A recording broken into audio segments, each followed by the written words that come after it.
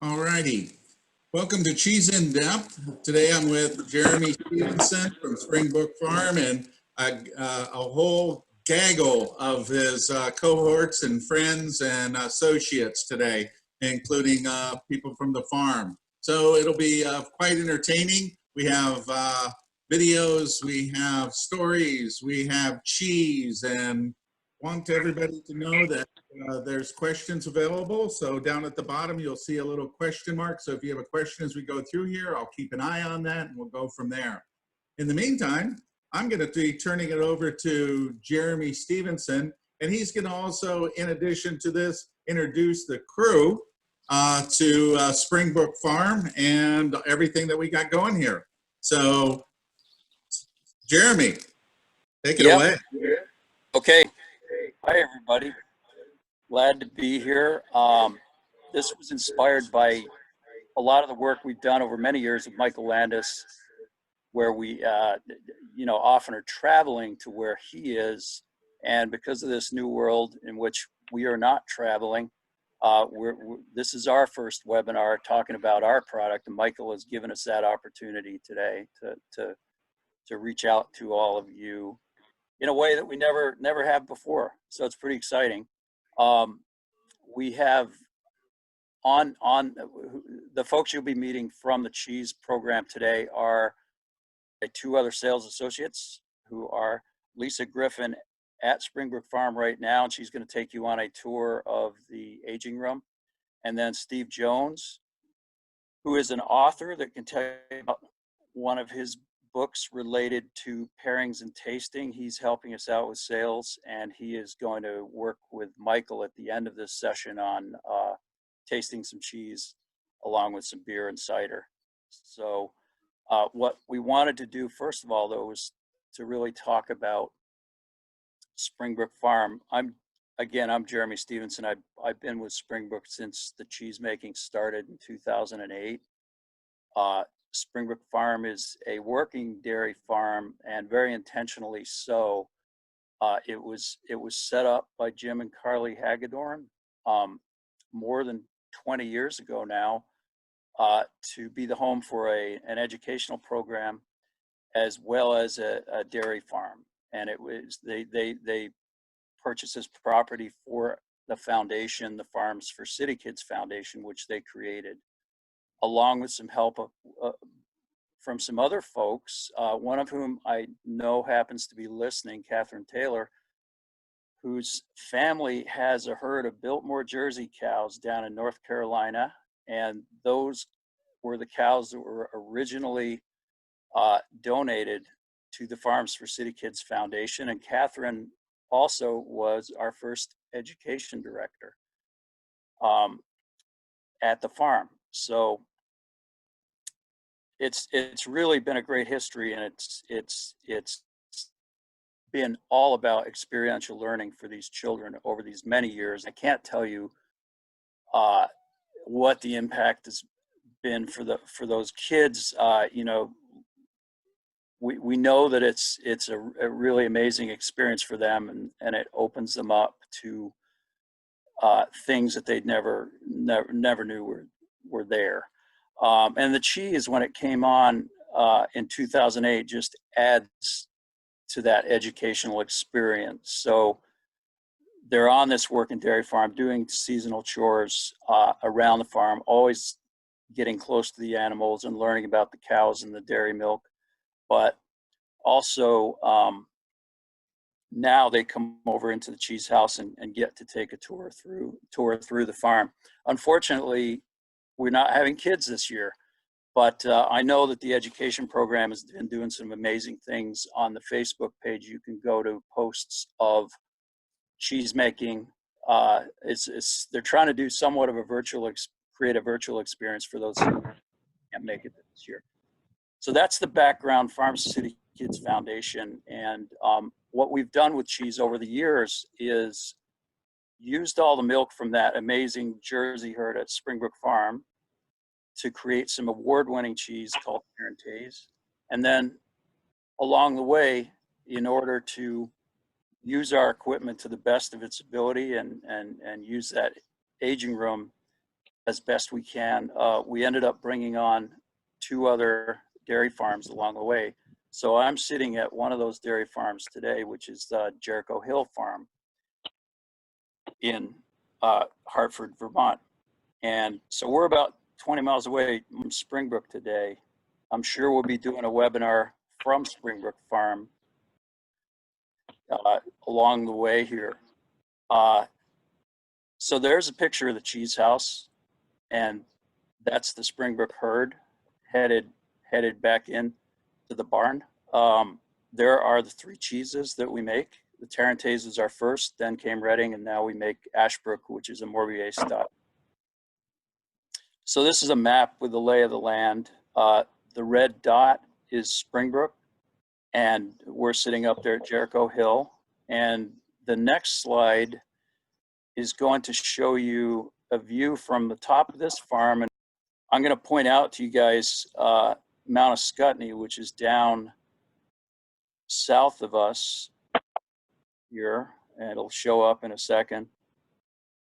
And that's Springbrook is essentially right at the base of Mount Ascutney, within a few miles. It's going to come up here on the right.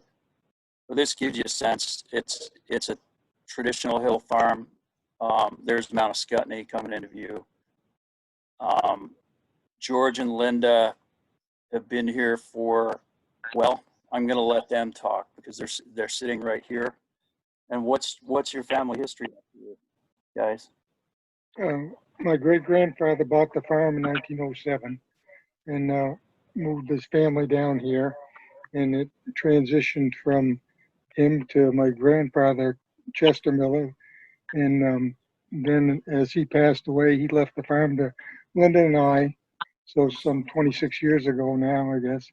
And we had farmed with my father at a different location, and so we moved up here, had the opportunity to start producing milk for Springbrook Farm, I think 7 years ago.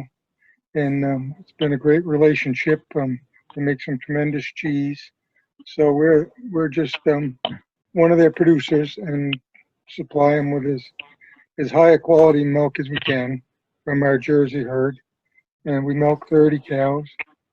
And like you can see, it's a hill farm. It's topography at its best. There's the only flat spot is about the size of a pickup truck, but we love it. You have to be careful on the hills. Hey, and we mowed some up on the house here, so we'll bale that tomorrow. Some early first cutting hay, and so it's been a great relationship with Springbrook Farm, and worked out very well for us. Appreciate it very much. Well, thank you guys.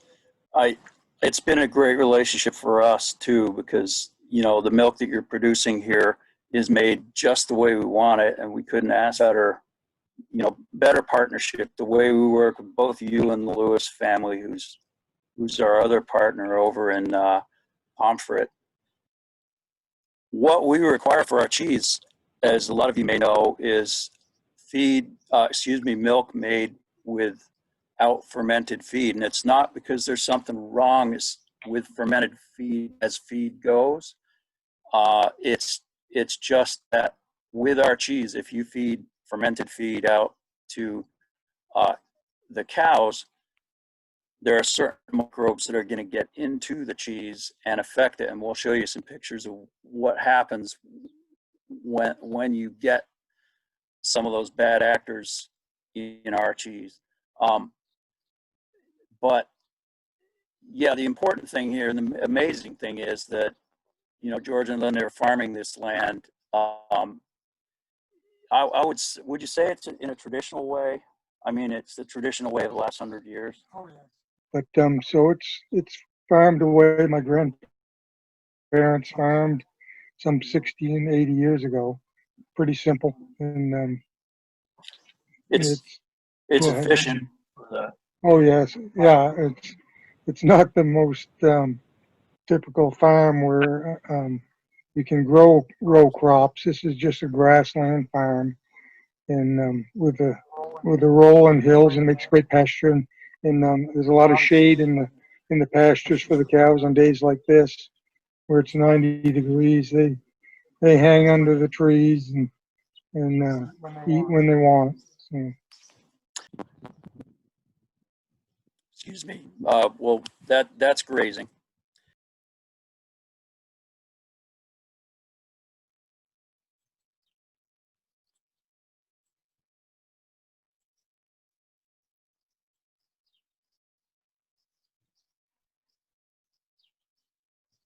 Yeah, and what we should see next is a slide of the cows coming up an alleyway, which what we're showing you here is essentially what happens at Springbrook every day the same way, slightly different timing. Every farmer works out what they're going to do with their herd based on their farm, but in general, 2 milkings a day for all of our farms. And if you click that one, like, yeah, you can see. So they're pretty much ready to come in at a certain time, right, George? they come in about 5 o'clock in the evening. We start milking by 6. Milk them so they're done milking by 7, quarter past, and out the door they go to a different pasture in the evening. And so they don't spend too much time in the barn in the summer.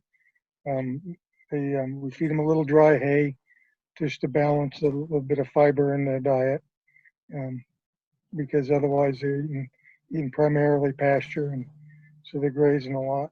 We do, if you can see, there's 2 Holsteins walking among these giants, walking among the jerseys, but the little bit of Holstein milk that's in this is primarily good for the Reading and the Ashbrook cheese. It doesn't demand quite as high a fat content, and the fat protein ratio balances out pretty well with the 2 Holsteins. Yeah, that's it. And what George is talking about there is exactly, why we love working as cheese makers. We love working with the Springbrook herd, George's herd, and the Lewis herd, because we can talk directly to the farmers and explain what we require in the milk, and have that relationship and that feedback. And so, they're very quality conscious in giving us what we need, which completely impacts the cheese itself, because you can't have good cheese with poor milk. We can mess the milk up and have poor cheese, which will be made from good milk, but you definitely can't go the other way around. Well, what you'll look at here is just the cows coming into the into the barn, and you'll notice that they're going to walk in knowing their place. You want to talk a little bit about that, you guys? Yeah, our barn ties 30 cows, 15 on a side. So the cows that stand on the back side of the barn go on the back side every day. They might not hit this exact same stall, but most of the time pretty close. And so then they're just hitched with in the tie stalls and the pipeline milker. So we go around the barn, and milk goes directly into the bulk tank through a plate cooler that cools it down, takes some heat out of the milk, and then it's cooled down. And Springbrook guys come Monday, Wednesday, Friday, and Saturday to pick up the milk. And originally, when we conceived of this webinar to include a farm, part of the reason we decided to do it over here is that the timing for the cows coming in coincided well with this webinar. But when we did a dry run just a couple of days ago, or was it yesterday? Yesterday, we realized that wasn't going to be so easy with the technicalities of a live broadcast with cows coming in.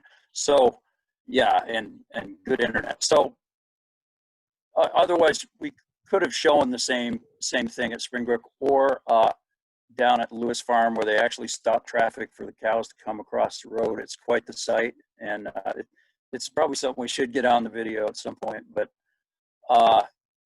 anyway, so the cows are going to be milked, and which we put together. It's a refined version. I think it's our second generation tank on the back of this truck. Well, I think first you'll see a slide of the cows eating and George, setting them up so he can start milking. And this is a picture of the seasonality in our cheese and the way that the milk is expressed in the cheese. So what you see in there on the left is a winter cheese. So that's Reading, made in December. What you're seeing with the Tarentaise in the middle is cheese. The 24th of May, our Springbrook herd has just gone out onto pasture. So you see a slight change in color there, and that's the keratin from the fresh grass coming through in the color of the cheese. And Jersey cows happen to express that keratin much more so than say a Holstein, even if that Holstein was on pasture. At least that's my understanding of it. And then on the right, you've got Ashbrook showing a pretty rich, sort of grass color. And that's October. So, the animals have been out and adjusted to grass for months. And actually, within a month, they're going to be coming back into the dairy barn. I'll just say that from a flavor point of view, each season has its differences. And I won't say that I favor one over the other. Some of the deep winter cheeses can be really, really special, especially on the Tarentaise, but really all of them. Though a lot of our big awards have come from summer cheese, and that's because often the timing of the contest and the ripeness of the cheese match up, and so we end up submitting a summer cheese, but it's not to say a winter cheese couldn't do well. That's what happens when you see the wheel on the far left. It shows both seasonal variation there, but the one on the left has those round eyes, and then it's got a lot of breaks. On the far right, you see the massive lake blowing with all the horizontal cracks. It's horizontal to the wheel, vertical in this picture. And these are both produced by different types of gas. The propionics are the same things that you would see in Swiss cheese. They're always in the milk to some extent, but when they get out of control for various reasons, they show up randomly, and we don't like that. And the same with those splits. That's hydrogen gas from what we call butyrics. That's a type of bacteria. And again, both of these occur in high numbers when you have fermented feed. So there might have been just one bad bale or two that got into the dairy barn when these cows were milked, and those spores from that badish or that somewhat fermented hay got into the milk and affected the cheese. So it's actually pretty real and dramatic when it happens. There's our milk truck. We always handle the milk gently. It's not a refrigerated truck, but we are close enough to our dairy farms that by the time that milk reaches the cheese house from even a farm that's 20 miles away in this heat, the temperature of that milk has barely moved a degree because of the volume. Of course, we don't want to waste time hanging around in the warm weather. It gets taken right back to the cheese house right away. And then we flow it by gravity into the vat. As you see there, the milk is coming into our copper vat.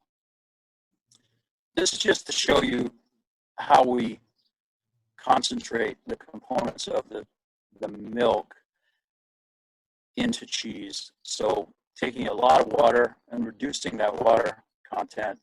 And the point here again is the flavor in milk tends to be in the fat. All the other, so many things carry into the cheese with the protein and the fat. And so it's very important, again, that you have high quality milk, because if that milk is slightly off, you're going to get a negative impact in the cheese. And it's even more important because in the case of the milk we're getting from our dairy farms, it's a small amount of milk. We're not getting milk off a big tanker truck where you've got 15 farms, 20 farms, 30 farms pooled together in one load. We're taking very small loads and make it into cheese. So if something's off about the milk, we'll pick it up real quickly. Amazing how little of that kind of trouble we've had over the years. But again, we will see the lows in the milk, but we'll also see the highs that you won't get with a pooled milk situation where you've got a whole range of dairy farms and a lot of different things going on within a given load. Not to say that milk is inferior, but it's very hard to get the highs that we get from our milk coming from these farms where they're eating that fresh grass. So this is the beginning of cheese making, where the milk has been coagulated and the curd is being broken here by hand. That's the way we test it. Next step, you'll see the curd being cut with our harps. And we're going to cut the curd into smaller and smaller pieces as the harps spin around in the vat. There you see what we're targeting as far as curd size. We want a range of curd particles, and the cheesemaker has to know this by feel and by sight and experience. And this is what we work really hard on with our cheesemakers, training them to understand, for example, when to cut the curd and how small to cut it, when to drain it, and a number of other things, obviously. This is where we're taking that stainless steel knife and cutting a large block of curd, which has come out of the vat, into small pieces, and it's then going to get pressed into wheels. So that's what the curd looks like after that first big pressing. We just cut it into small rectangles. I think we're going to see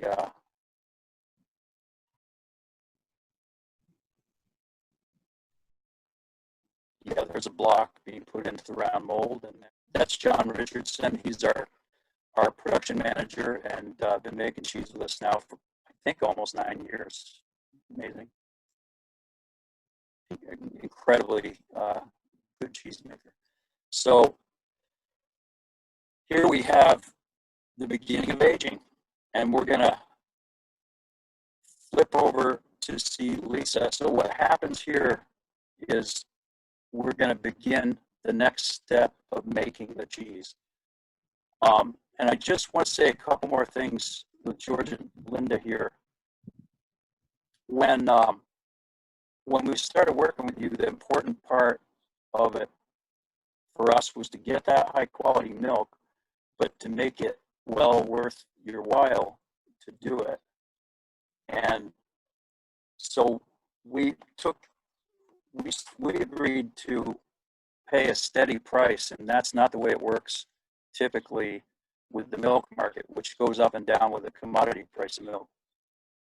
How's that been, George?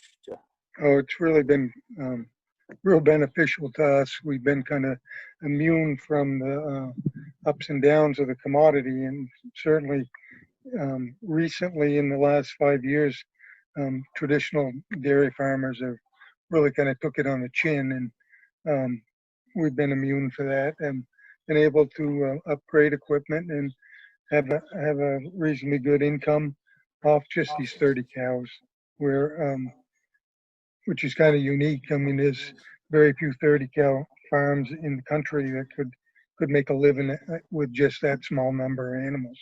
So we've been very fortunate. Yeah, and unfortunately, our sales have dropped like many other small cheesemakers right now to in the neighborhood of 50% for various reasons.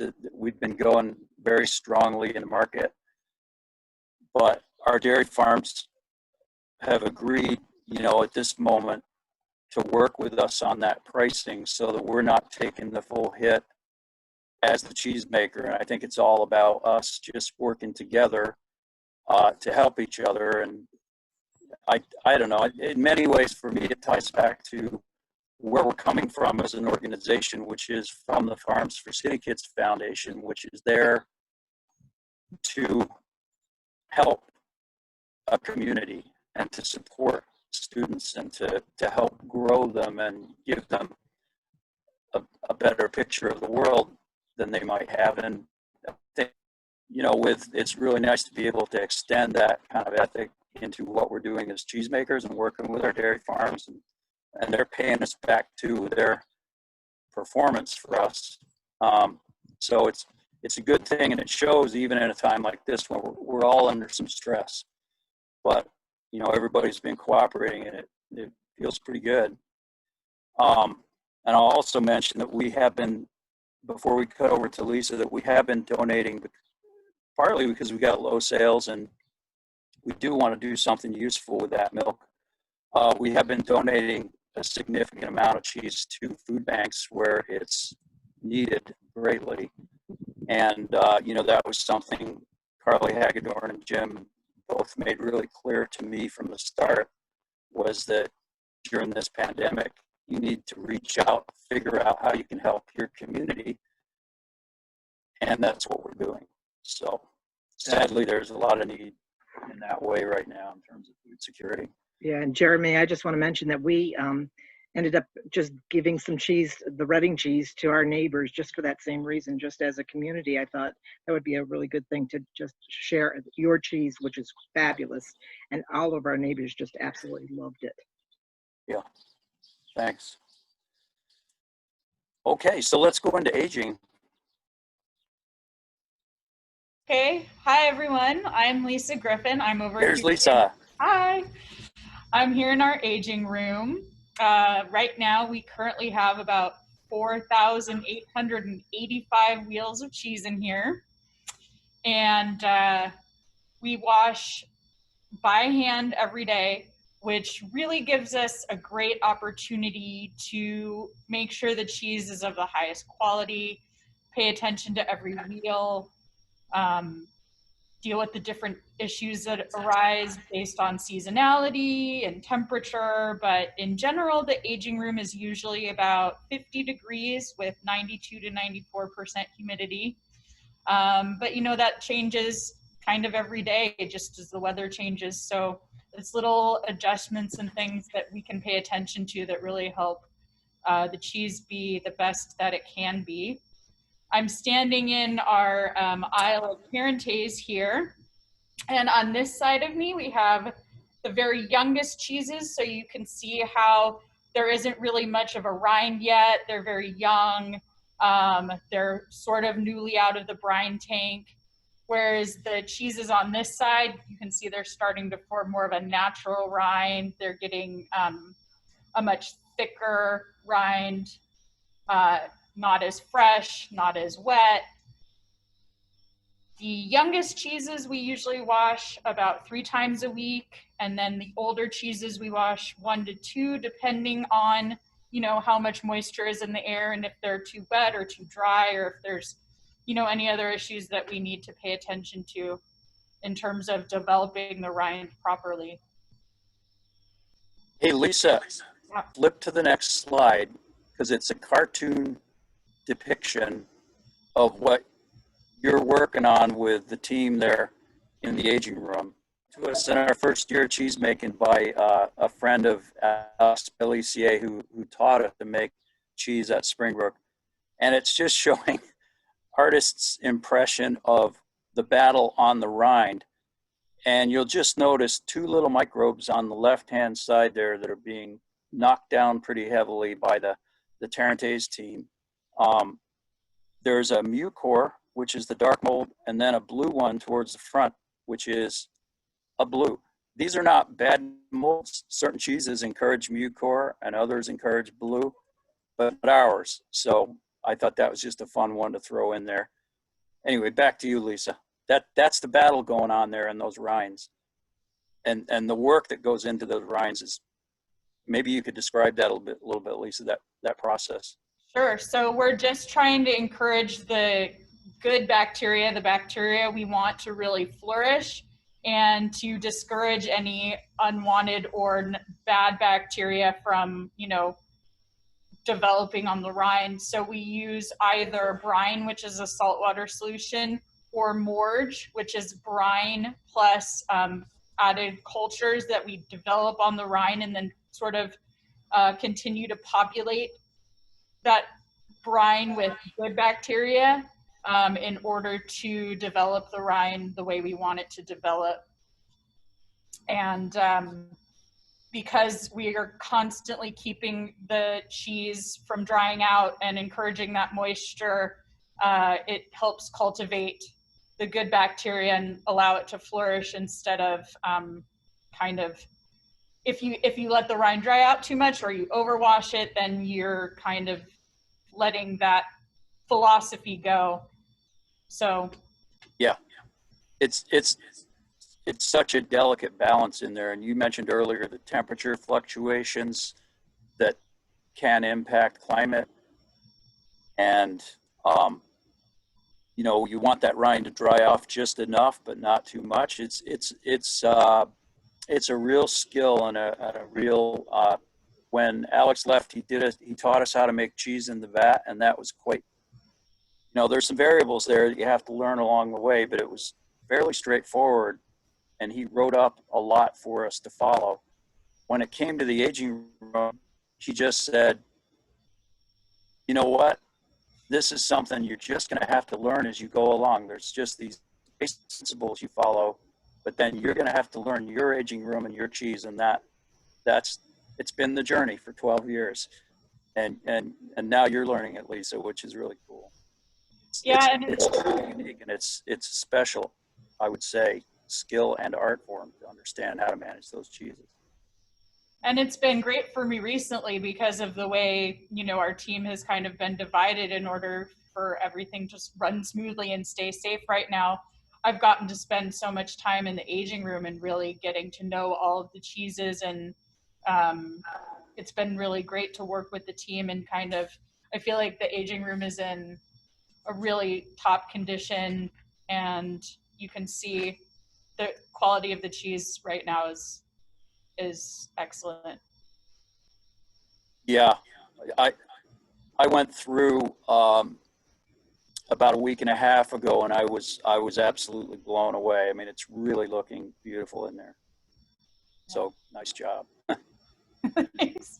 Yeah, today we did the math. I had to use the calculator, I will admit, but I washed about 420 wheels of cheese this morning.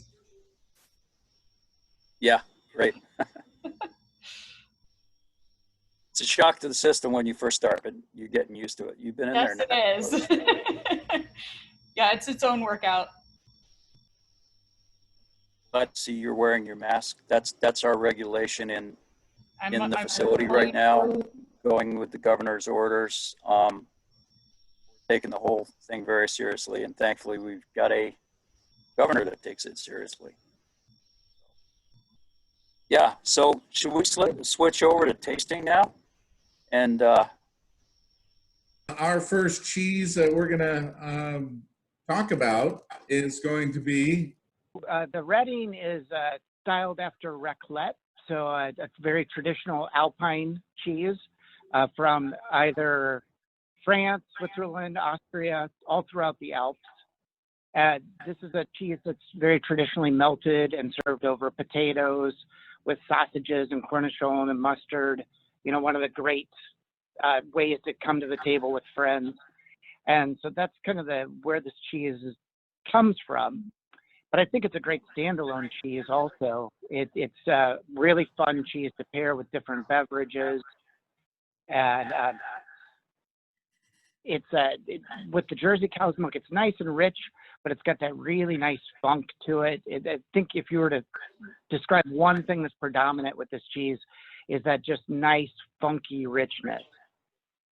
Great mouth coating quality.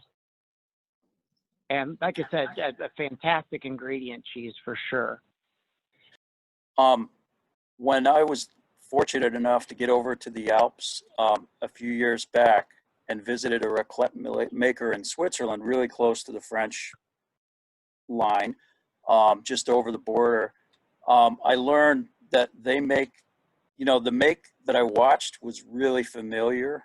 And I realized then, that we'd been taught when Alex taught us to make the Reading raclette style, how well we'd been taught and how close we were to them. And the key point about it, I'll say, is a lot of the raclette that you will find in supermarkets and various shops doesn't have a clean flavor. So you can have that nice funkiness that Steve's talking about that's not overdone at all, I would say, but not a dirty flavor.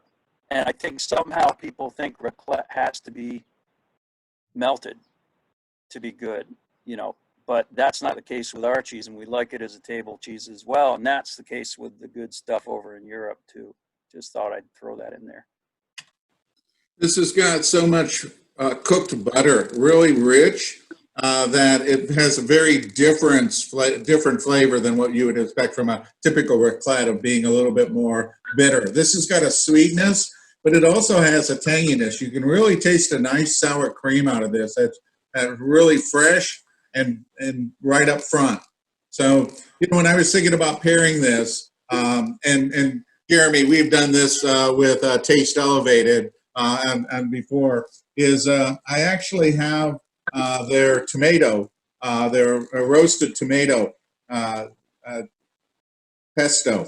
And honestly, when you have that tomato and then you have this little bit of tanginess, a little bit of sour cream, this is really amazing.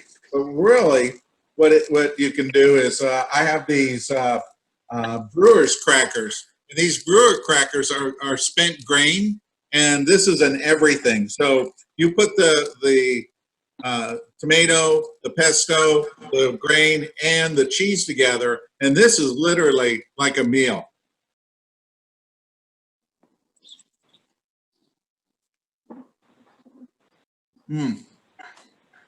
Steve, what do you got? Well, I've got the beverage into things going on over here. So I brought a little cider because I'm a huge fan of cider with Vermont cheeses. I think there's such a big cider tradition in Vermont that it always makes sense. And also I think that cider's probably your best beverage for cheese pairing, period. It's got all the secret weapons that you need to go with cheese. You've got fruit, you've got acid, you've got, in this case, funk. And so I've got a really nice little funky local Oregon cider from Sunbreak Cider that I really love, those clean, funky notes. And like Jeremy said earlier, when I'm saying funky, I'm not talking dirty funky. I'm talking the clean 4-H barn funk. You know, the smell of an animal that's clean and living well is kind of that funky note that I'm looking at. And these ciders are done in the tradition of kind of a box cider, so they've got more of that beautiful earthy funk to them. So this is a really fun combination, accentuating both.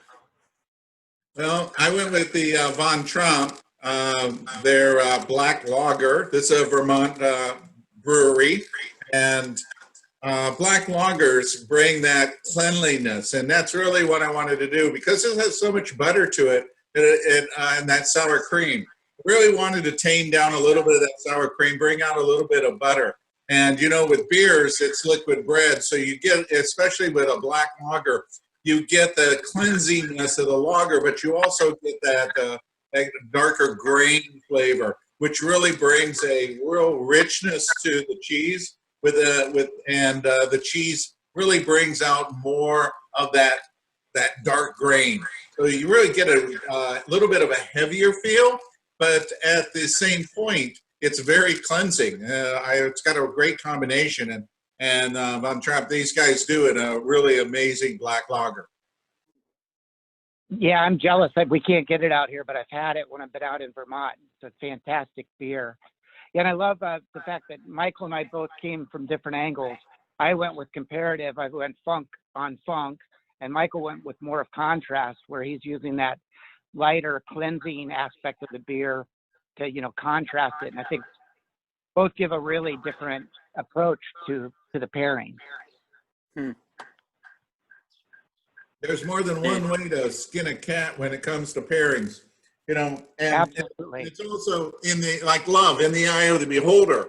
You know, you can have people, yesterday I used all IPAs, lots of hoppiness in there. So you have people that are just like, you know, I'm not going to do the hoppiness. But, you know, when you pair something, it's like a relationship. You're going to get things that work well together and things that don't work well together, and then things that just are amazing. And Yep. that's, when you look at the cider, you look at that crispness, you look at the flavor, adding apple to this would be absolutely fantastic. And that's kind of where you went with the apple citrus. I went with the tomato citrus. And that really just kind of brings it up. We get more butter out of it. We get more richness. It really expands the flavor characteristics of this. And Jeremy, honestly, this cheese doesn't need anything. It is magnificent on its own. I am very, very grateful for the physical size of this, because this is going to be my meals for the next like 3 or 4 days. Great. Yeah. Thanks, Michael. Sure. So anything else on this before we go to the next cheese? Well, just one thing that I thought of earlier in the conversation, everyone's kind of gone back to the relationships of everyone involved, from milk to maker to ager to consumer. And that's, I think, what's really beautiful about these Alpine style cheeses, is that story that, of all the entire community that's involved to make this product. And I thought it was really cool to, hear George's perspective, and then Jeremy's perspective, and then Lisa's, and then now mine and Michael's. It's that whole entire community that it takes to make this cheese that makes it even more magic to me. Absolutely. Absolutely. Good observation. All right. Yeah. So Ashbrook is my very favorite of the Springbrook Farm cheeses. This is a cheese that, to borrow a term that a friend of mine uses, he says it's moreish, meaning you want to eat more and more of it. It's a cheese I just want to sit down and eat a quantity of. It's styled after Morbier. Traditional Morbier obviously was morning and evening milk. This is all from the same milk, but it has a layer of vegetable ash through the middle. It's a slightly different make process than the Reading, but you get a pretty different cheese. I really like the acidity and the brightness of this cheese. And that's part of that moreish aspect to it, where I just want to keep coming back, because it leaves your mouth watering and you just want to keep the experience going. And with this cheese, I put it with a sparkling Lambrusco. Any sparkling rosé would work nicely, but the sparkling Lambrusco is amazing with it. That acidity in both of them, really, really nice, but that little bit of funk up against that really bright kind of cherry fruit. It's like Michael said, occasionally you get the two together and they become a magic third. I think this is a classic example of that happening. This has got a lot of buttery flavors to it, but also there's a very distinct yeastiness to this particular cheese. And especially when you get closer to the rind on there. And I didn't want to mask that, but what I wanted to do was really give this a push. And so I'm using a cranberry chutney with some real, sweetness on here to kind of boost up and kind of take out a little bit of that yeastiness.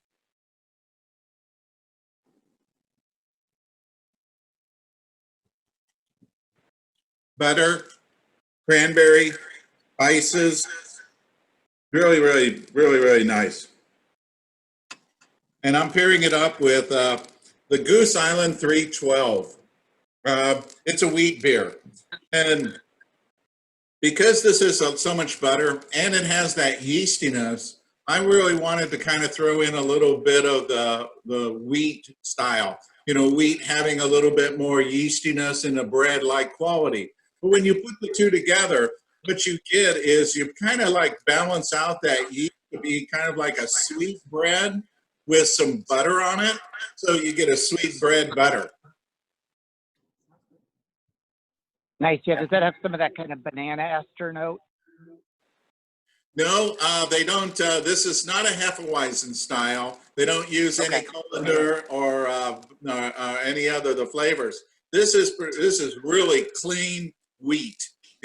So when you put these two together, it's very, very nice. And so you kind of going along with that sweetness is going with like an Effie's, the rye cake.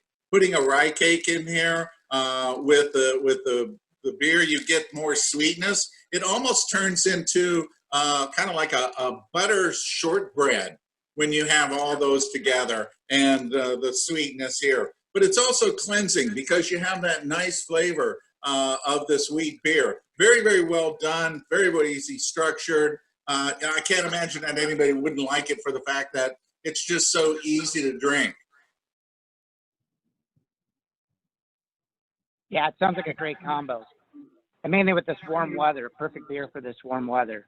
I wanted to say that with the instead of the Rosé Lambrusco, when I was in Vermont for the festival this summer, we used from Shelburne Vineyards their Ipetus.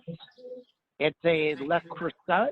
It's a grape varietal, and it has a lot of skin contact. And it's got that kind of like peach skin quality to it, and kind of the same way where you're accentuating that sweetness a little bit. And really working on that. I think all of these were kind of talking about that fruity note that makes it a little elevating that sweetness a bit.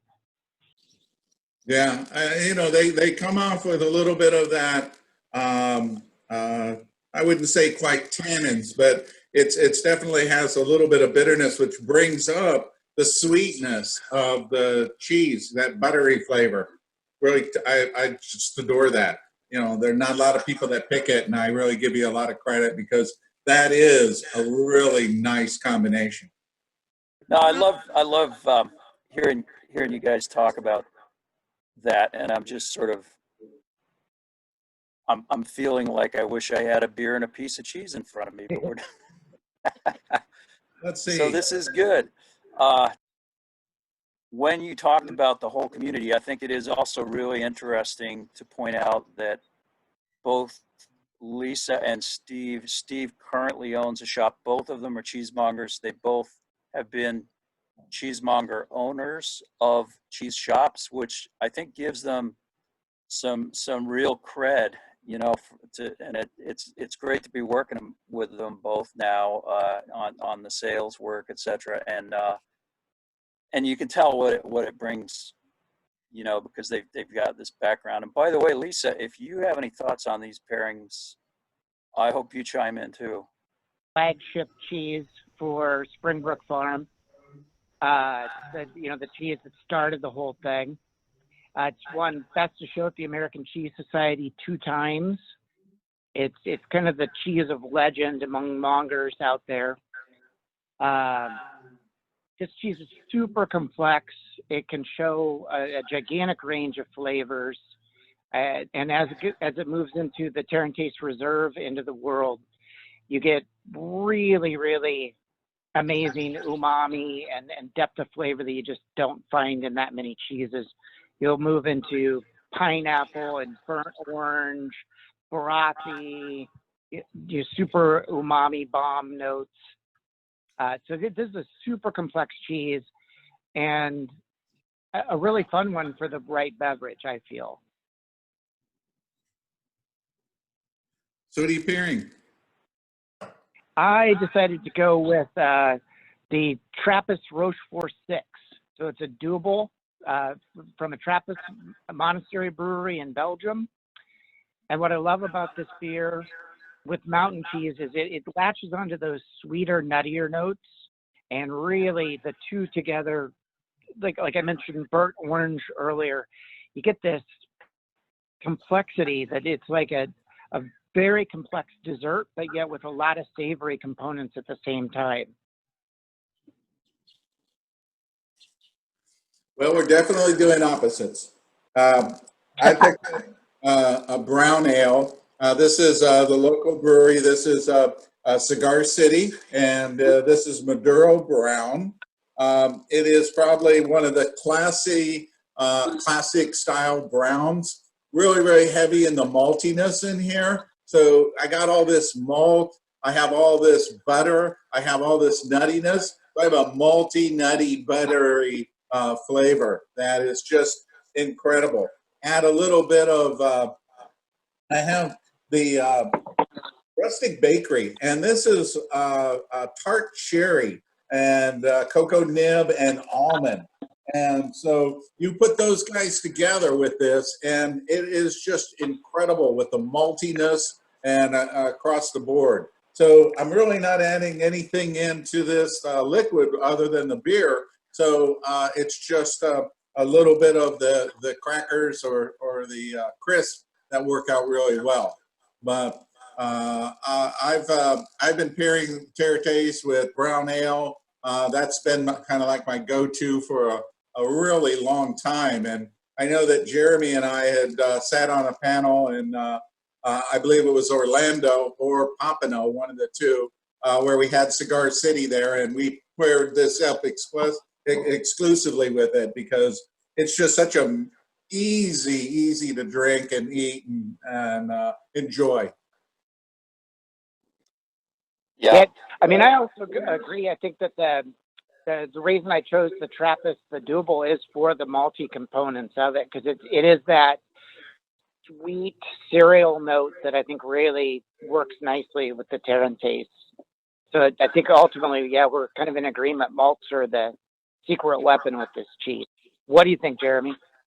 Well, I was just going to say, I learned to like Belgian beers with Tarentaise alongside, and that's how I introduced to Belgian beers. So Belgians in general, but I would, especially today with the weather here, I would pick a season, to go with that, and I think it would work. What do you guys think? You can You argue broke up with for a me. second. What did you pick? What'd you pick, Jeremy? I missed. Saison. Oh yeah. With this weather for sure. Yeah, absolutely. I'm more of a wine drinker than a beer drinker myself, and I will say that about a month ago we opened up a wheel of Tarentaise Reserve. That was probably one of the best Tarentaise I've ever tasted. So we all took some home, and I've had it with two of my very favorite wines, and it's fantastic with both. One is a Vermentino, which is an Italian white, and it's buttery but not oaky, so it's got a rich kind of mouthfeel, and there's almost a pineapple-y note to the Tarentaise Reserve when it ages that long that goes really nicely together. And I also had it with a Dolcetto d'Alba, which is my other favorite wine.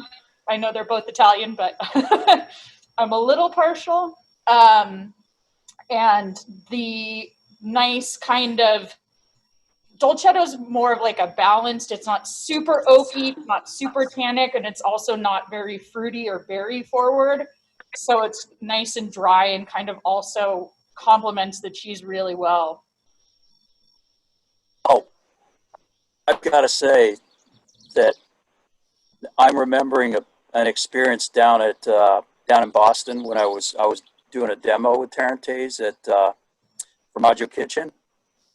And I would say to this day, it's one of the best pairings I've ever had of Tarentaise with something else, and it was a Cab Franc, just a flat, straight up Cab Franc, no blend whatsoever, but just a nice, simple, solidly made wine, and it just elevated the Tarentaise amazingly.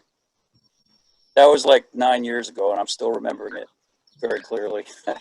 So, in fact, that's the best. So your comment about Dolcetto too, Lisa, that reminded me of that.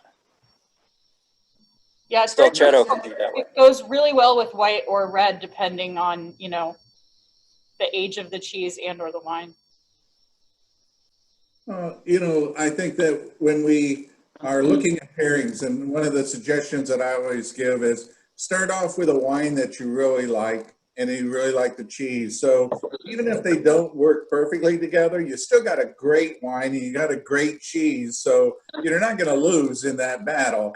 But it is going to change things. You're going to get either more, or you're going to get neutral, or you're going to get less. So it's really kind of what you're in the mood for as well. I've done the same pairings. I've been doing this for 25 years, so I have repetitively done these, and with a lot of the seminars, they repeat that, and they do taste differently. And also, what Jeremy said earlier is that seasonality. We're going to have a little bit of variation in the cheese.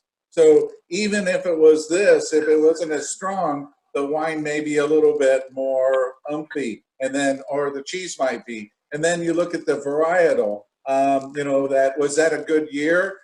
Is it stronger this year? Is it weaker? Did they blend it differently? So you have a lot of factors in there. There's a lot of fudge that goes into the pairings. And I like to tell people to really relax about them and go out and just have some fun. Take what you like, put it together, and that helps them really be able to enjoy being able to do these pairings.